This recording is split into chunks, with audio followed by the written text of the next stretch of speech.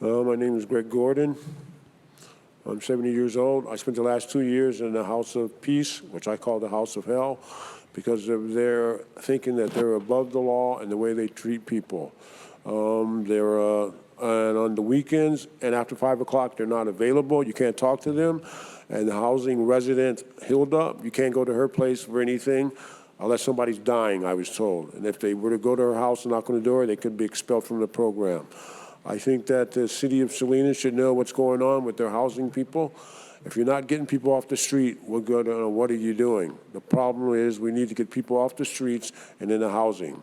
My other problem is, how come Fort Ord can't put people in? I mean, you got all those buildings there. I think that would be a good place. In Europe, they have the same problem, but they deal with it so that it gets done. I think people should work together and get everybody off the streets, because if you're putting people on the streets, what good are you doing? Wes White, Salinas, Monterey County Homeless Union. I heard a really cool thing about sanctioned encampments last week, which really got me excited. And this being housing land use seemed like an appropriate venue for that as well. You know, we have, by count, I think 1,100 or so in the last point in time count to people to take care of. Mr. Gordon's another one. You know, and what are we doing? How are we stopping this process or increasing the availability of alternatives? Because just getting shoved out into the street is not good. It's going to be his last night in a hotel tonight. So, like, what is that? At 11 tomorrow, he's just like shoved out. I mean, we need to be treating people better. He's elder. You know, where's our respect anyway? And we got to do this times 1,100. So, I mean, you know, there was a coordinated sweep that, thankful, the city did not do, which apparently is on the agenda later already. But Union Pacific knocked out a good 100 people, and the union put in 40 tents. You know, I mean, it's a Band-Aid to a major gashing wound. I mean, just taking everything, all of their possessions, property rights. What about personal property rights? You know, we still need survival gear, food, clothing, blankets, you know, shelter, food, clothing, and shelter. If everyone will give food and clothing, but if you can't afford the shelter, we'll take it all back. And that's just a wrong way of doing business. And it needs to stop. We can't be business top heavy. We need to be people focused if this is to, in fact, be a public service. So sanctioned encampment sounds like a wonderful idea. And I hope we do it. Running water, electricity, laundry, showers, as well as trash cans and everything. I think it's really easy to redirect behavior if health and safety is really our main concern. And I don't see any reason how it's not going to be doable, especially if we reward positive behavior. 95% of everyone in Salinas already know. Just by telling them to go sign up for services, most people have. So now everybody's on there. And what are we going to do with them? The city has a fiduciary responsibility to take care of these folks, not drive them away. If we're going to spend money on them, it needs to be for their betterment, not to their detriment. Thank you. Good afternoon, Councilmember Rocha, Councilmember Osornio, Michael Gomez, Economic Development Analyst with the City of Salinas here. So I'm here today to talk about 403 East Romie Lane. So because of the critical need for affordable housing, the City Council had allocated $7 million from the Affordable Rescue Plan to the Affordable Housing Production Fund. And staff since then has been diligently working to acquire properties or projects in general that would advance the city's affordable housing goals. And then on February 7th, City Council went to closed session to discuss some general terms of acquisition of 403 East Romie Lane, which the property is it's a duplex that was newly constructed in 2020. It is, each unit consists of three bedrooms, 2.5 bath. Each unit has 2 car garages each. It has an upstairs laundry / loft. And the entire lot is 7,050 square feet.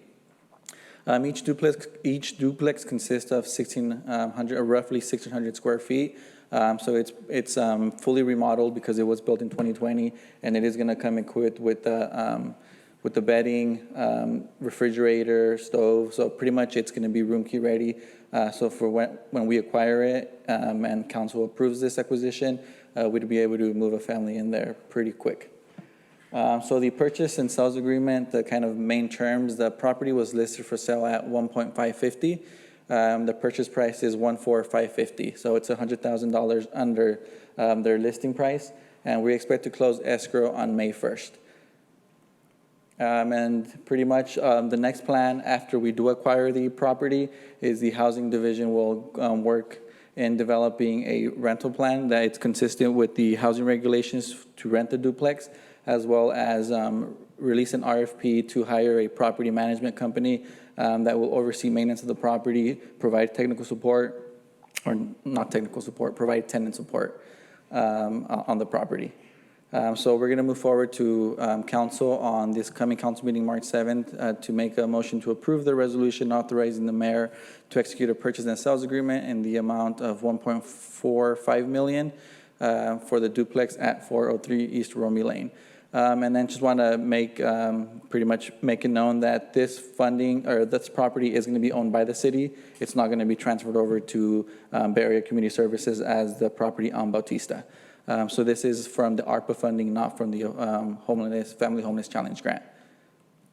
Any questions? Thank you for your presentation. I'll open it up for committee member questions. Committee member Osornio. No questions, just I only have comments. Okay, thank you. I do have a question. What is the intent of the use of the property? Are we going to use it as deed-restricted affordable housing, permanent supportive housing programs? What is the intent?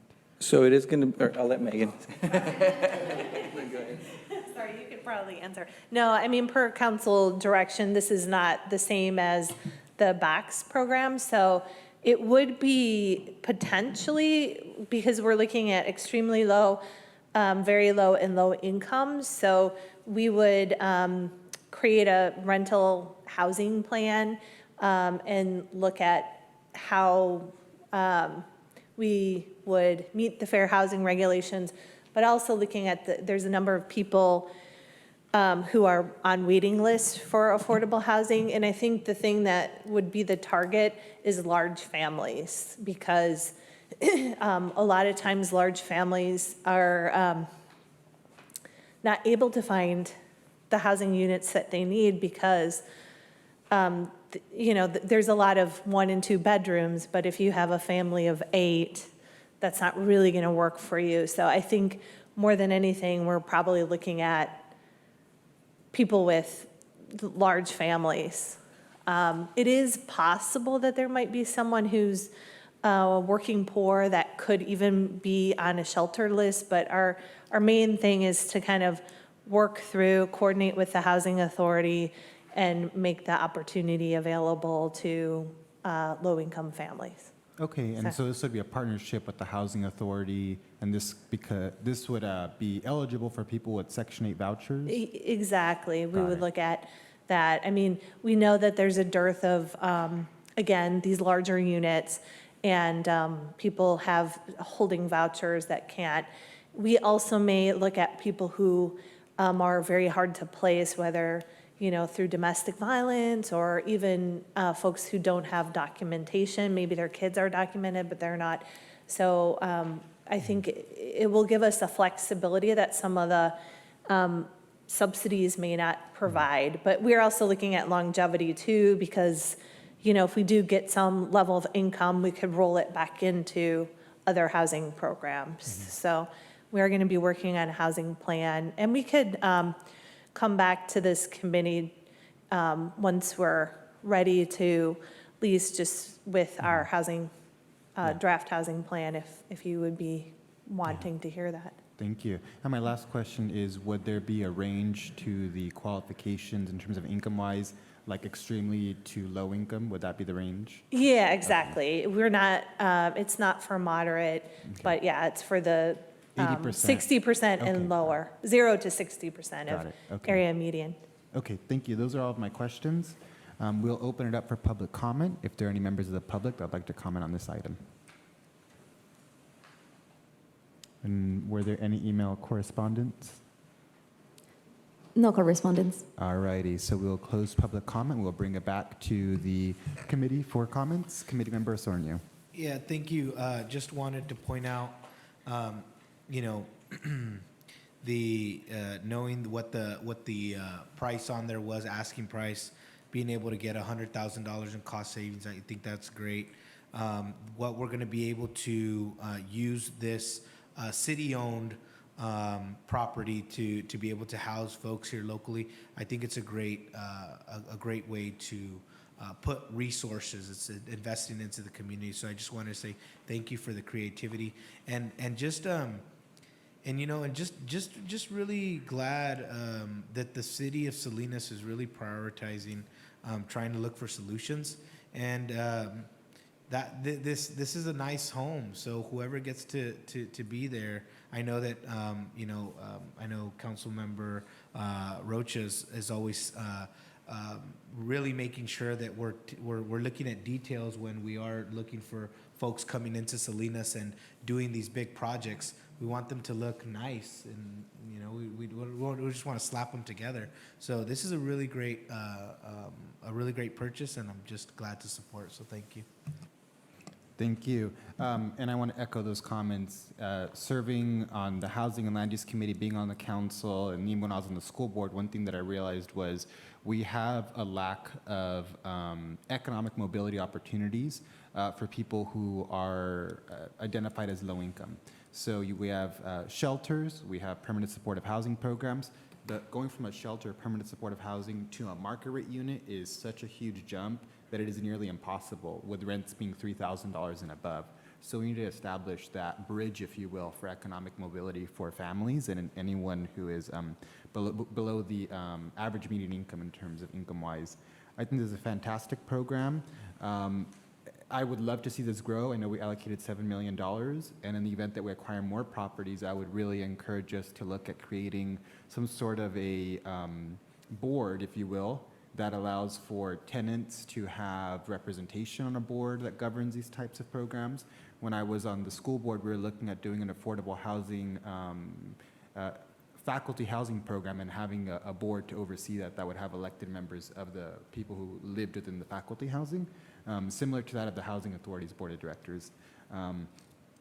I think this is a fantastic idea, and like Councilmember Sornio said, quality is of the utmost importance. We want to make sure that when we're providing affordable housing, it is quality housing for people to live in. So those are all of my comments. We are requesting a motion to approve a resolution. I'll make a motion. Thank you. A motion to recommend approval? Yeah, motion to approve. Okay, I will second that motion. We did go out for public comment. There were no public comments, so we'll call for a roll call vote. Councilmember Osornio? Yes. Chair Rocha? Yes, approved. We're now going to go on to administrative reports. ID 23-148, Chinatown Health and Safety Day, presentation by Keishla Lopez, our Homeless Services Manager. Good afternoon, City Council members. Like you all said, my name is Keishla Lopez, and I'm the Homeless Services Manager.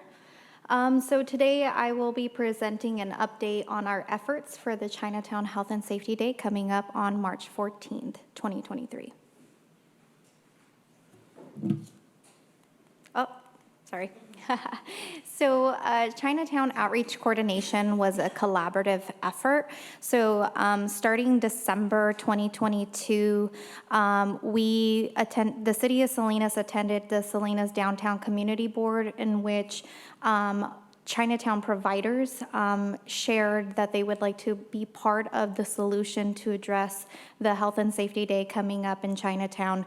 And so we developed a committee, as you could say, to discuss what was needed in Chinatown to prepare for this Health and Safety Day.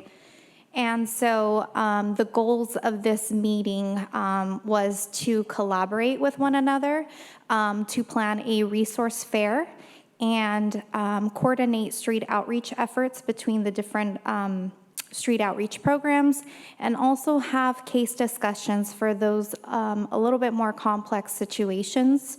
And so the City of Salinas and the Coalition of Homeless Service Providers were the ones to facilitate that committee meeting or that weekly meeting. So the collaborative partners who were part of this meeting was actually quite a handful. Like I mentioned, the City of Salinas with our outreach and response team were part of the discussion. The City of Salinas Code Enforcement, advanced planning as it related to budget, Public Works helped with the street closure, Salinas PD with making sure that it was safe for all of our collaborative partners to be part of the pop-up resource fair. And so I guess I can name them all, but they are all right there.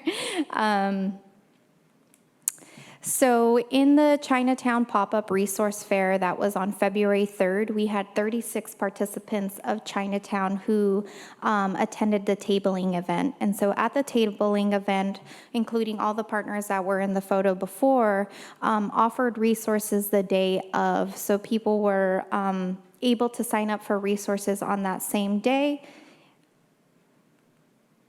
And so I kind of wanted to break down what street outreach looked like for Chinatown Health and Safety Day. So it starts with an engagement.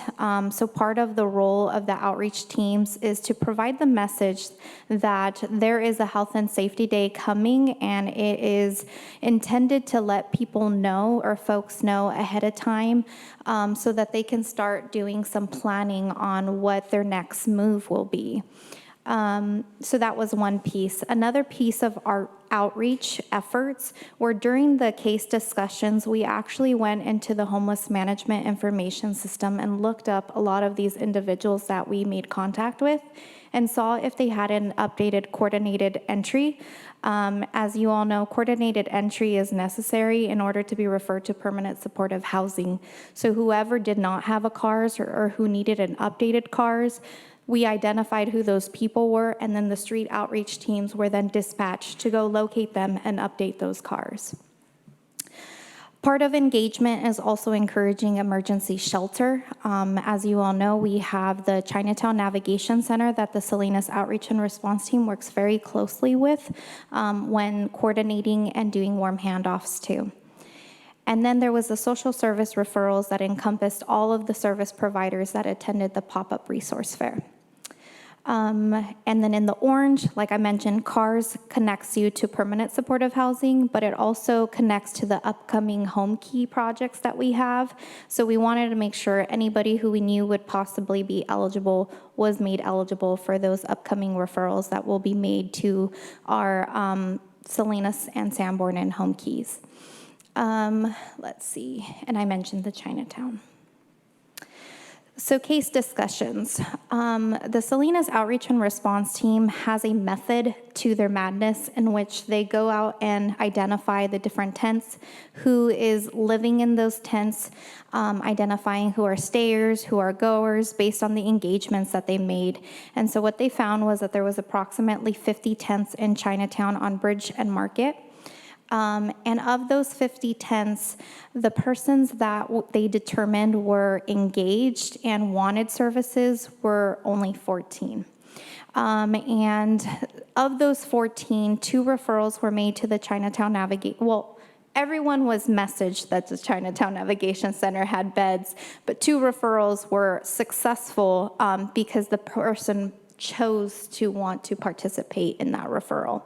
4 new cars were conducted, 2 referrals to Sun Street were conducted, 3 were referred to House of Peace and are pending admittance, and 1 new person was engaged who was not even in the homeless management information system and now is and has an updated CARS, and 2 have ongoing report, or 2 are ongoing and report building so that they can get to the next step, which is the CARS. I think it's important to really talk about the barriers because the Health and Safety Day is coming up, and it is of 50 tents and only 14 people are choosing to participate. I think it's important that you know why. Or what some of the barriers that we're finding in doing outreach. So what the outreach teams identified was that there was a high volume of people passing through Chinatown. So although there are tents there, not necessarily that they are staying there. And part of that is because there's a high volume of people under the influence who are using in the tents. And when the Salinas Outreach and Response Team, along with the other outreach teams, go to these tents, they have that strong, foul drug use odor. And then there's inconsistent person intents. And so the Salinas Outreach and Response Team has a very good connection with the 14 out of the 50, and the other ones just either chose not to participate in services, were really high, and were ineffective in their ability to engage with the outreach teams. And so that's what street outreach looks like for Chinatown in preparation for Health and Safety Day. And that is all for my presentation. Does anybody have any questions, comments? Thank you for your presentation. Questions?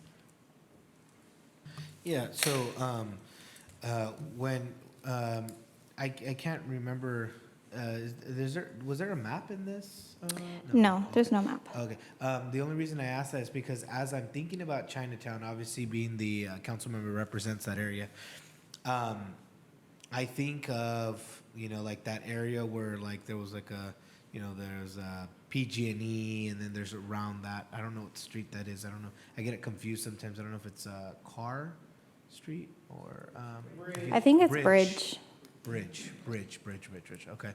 So then so that would be encompassing all of Bridge, Lake, Soledad, and Californian and Market, or just on the tracks? No, so the Health and Safety Day is specifically for Bridge Street and Market Street. So it does not include Lake Street in there or the Chinatown Union Pacific tracks. The UP tracks is its own separate entity, and this Health and Safety Day is City of Salinas coordinated. Thank you for making that clear to me. Yeah, because and if I'm correct, Union Pacific just did some operations on the tracks not too long ago. Is that right? Yes, they conducted their own cleanup for their area, and I believe they're doing some more work on. They're doing some more. Okay. Mm-hmm. And so we're thinking about 50 tents, and out of those 50, and speaking with folks, there was only 14 of them. So it looks like that's like maybe. Okay. So and only 14 folks would like to participate, whether it's getting a referral, getting on the list, et cetera. Okay. Yeah. Mm-hmm. Okay. So participant means that they are engaging, they're following up, they're part of the solution. Okay. Okay. No, I have no further questions. Thank you. Thank you. My question is, what type of collaboration did you have with community partners, the homeless union, ahead of this discussion? Or as Sure. part of the So as I mentioned, the Chinatown planning, the outreach planning started from a collaboration, which is the Salinas Downtown Community Board. And so with the help of the Coalition of Homeless Service Providers, we brought forward essentially all the key stakeholders in the outreach teams that provide outreach services to Chinatown into a meeting space for an hour every week to talk about, like I mentioned, planning of the resource fair. That was a collaborative process. Case discussions was a collaborative process with the different outreach teams. And so it was reviewing HMIS and doing case discussions with all of the service providers. And there were several people at the table, so that included Dorothy's, Downtown Streets, McComb Services, the Salinas Valley Youth Team, because there's also youth that are in Chinatown. The Chinatown Navigation Center actually had their staff go out in the different tents and encampment, also encouraging shelter. Access Support Network had a vehicle. Valley Health Associates was encouraging substance use treatment services and are following up with some of those cases, and they're the ones who made those referrals to Sun Street Center that I had mentioned. So each person plays a very key role in helping coordinate these services based on their specialty.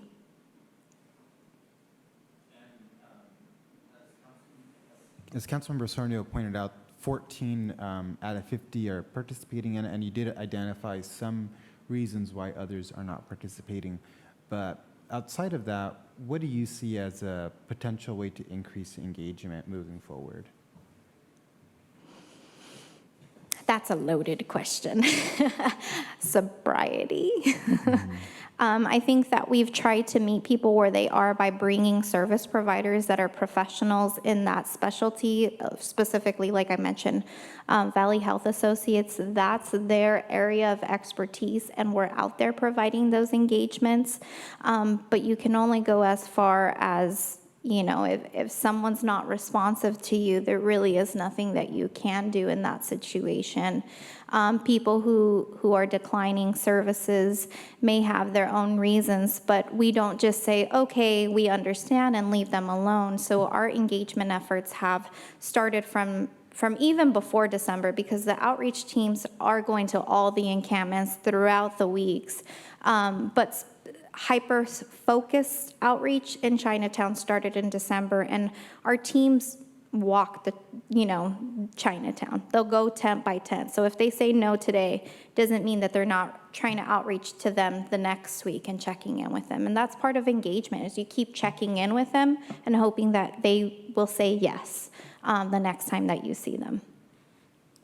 Thank you for that answer. My last question is, when we're talking about these kinds of programs, obviously there is a huge human element to it, right? And that makes it difficult to have what some could perceive to be a clear-cut decision on how to address something, right? There's always various things that are taken into consideration as you're trying to balance how to take on a difficult issue.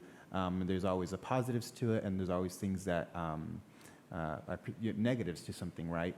As it relates to this cleanup that'll happen in Chinatown, have you identified the challenges that will arise from it, and the things that you took into consideration as you're trying to balance this public safety need? And if you have identified those challenges, what is your path to address that moving forward, or to mitigate the harm? And what I'm referring to is issues of displacement, issues of lack of access to news services, perhaps lack of capacity at shelters, stuff like that. Has that been taken into consideration? Absolutely. So when the Chinatown the Chinatown Health and Safety Day was initially planned, I believe it was supposed to happen back in October, November. Because of the community input that we received, that it was too immediate, too abrupt, we pushed it back to the March date, considering that there would be more time needed for the outreach efforts, and we knew 1 or 2 times wasn't going to be sufficient. So that was part of the mitigation, was being responsive and pushing it back as far as we can. And the collaboration has been part of that mitigation as well, is that it's not solely the responsibility of one personnel to address the needs of the encampment, but it takes the community to really step in and support one another. So those are 2 examples. I don't know if, Megan, you might want to chime in on some other. Yeah, and keep in mind, there is a criminal element in these areas that I think for the safety of everyone needs to be disrupted. But I will say that if they leave, they're moving, the whole reason why we have a SORT team is that they're engaging everywhere, right? So, in the case that we had the encampment resolution grant, we had some really good outcomes in terms of finding people, places, alternative places, whether it's shelter or housing. I think it was about 23 people out of 50, but the other ones moved to another area, and now we're engaging them in the area. And eventually, I think if we build the trusting relationship, and as Keisha mentioned, building the team of, people with different expertise, we will get a lot of folks who will take the assistance, but it's just a persistence game. We have to keep going. And I do think that, like us all, there needs to be a little bit of tough love too. There needs to be the carrots and so forth. But sometimes if if nothing changes and there's nothing to incentivize you to move forward, you can kind of stay stuck. I mean, think of deadlines, for example. We have deadlines, and I don't know about you, but sometimes I wait until that deadline, and then 2 days before, I'm really trying to, get something done.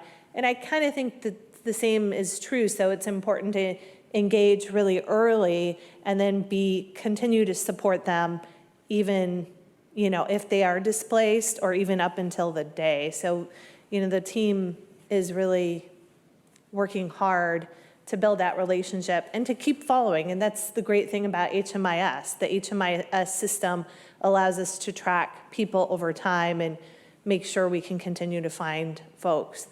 And I know, we're working on housing placements too. So we're very adept at trying to find people where they are. I mean, I can't tell you what a game changer it is to have this sort team and what has been done. So even if these folks move, we will find them.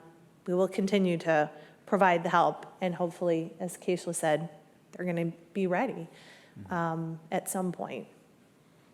Thank you for that answer. And I asked that question not to critique, but more so for us as a public agency to publicly say no decision is perfect, and there are harms associated with everything. And I use the term harm not in a sense in a harsh way, but rather for us to take that moment of reflection to identify where those gaps of services exist, recognizing and cognizant of our, complete scope of things that we need to focus on. Those are all of my questions. I did forget to give one good example, one concrete example. The team has actually helped people, because stuff can be a big barrier, right? Especially during these cleanups, and they have actually helped people move stuff into storage units, if that has kind of helped take help. So we have examples of that too. Thank you. So West White, Salinas, Monterey County Homeless Union, Health and Safety Day. I remember the first one at Sherwood Park, and people were still chased away. There were a fight broke out. This is somewhat better, but what about the people who are engaged? Are those people going to get immunity from sweeps since they've signed it for cars? Are they going to be provided another tent? Full ride of moving their location from one place to another? At least those 14. We say we don't want, people, they just didn't want services. Well, what kind of services are being offered? What kind of, look at Mr. Flash over here, he just went away to try to get a job and then kicked out for that. It's micromanaging.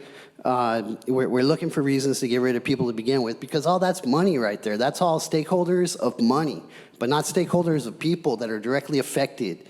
Nobody's been involved in that process because, well, they just don't want services. They should just lose all their things. That's what should happen to them. They should just start over. Why don't you go and buy yourself another tent? Go buy yourself some new clothes. Wait for some dead people to hurry up and die, so then that way we can get their clothes. Because that's basically the way we've been handling business so far. How come they can't maintain what they already have? Why can't we just pick them up whole like you do a root ball with a tree, and put the tree somewhere else? You don't just cut it off from the top, and that's not going to work. People have to have the essentials of life, the food, clothing, shelter, and it's better to maintain rather than have to start over from a worse position. This is a state-created danger, started from the state, Gavin Newsom, putting fences around everywhere the state property. Now it's the county's problem. Now it's the city's problem. And what is the city, what is any other jurisdiction going to do but follow that lead? That's our role model. That's what our role model does. That's what we should do too, because we're business-minded. We're not people-minded. Where's the public service? We need to stop the sweeps. Health and Safety Day is a sweep, and everybody's getting money, and some people's suffering is another person's job, and it needs to stop. Thank you. We'll now bring it back for committee member comments. Councilmember Osornio. Yeah, thank you. Just wanted to say thank you and your team for doing the outreach. It's really important to be able to make sure we're trying to connect with folks that are out there. So just wanted to say thank you.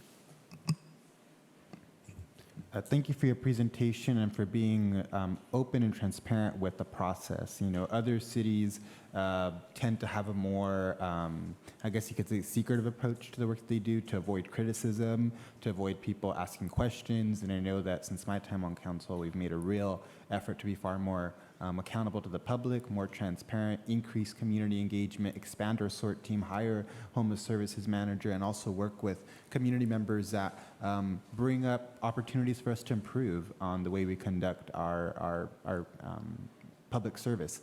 And so I do hope that we can find more ways to, as Wes mentioned, preserve people's belongings in this process. I know tents are not cheap, and so whatever can be done in that regard would be much appreciated. And I do see you coming to the mic. Yeah, I just wanted to add that part of the health and safety practices is at least 2 weeks of outreach, with which we clearly have done that. But also Public Works does provide storage bins the day before the cleanup to store away some of those vital documents that they need to save.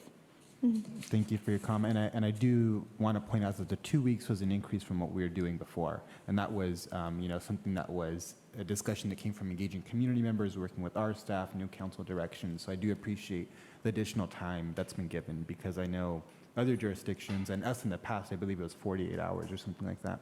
And so really, we've expanded that. Those are all of my comments, and this is an administrative report, so no formal action is required.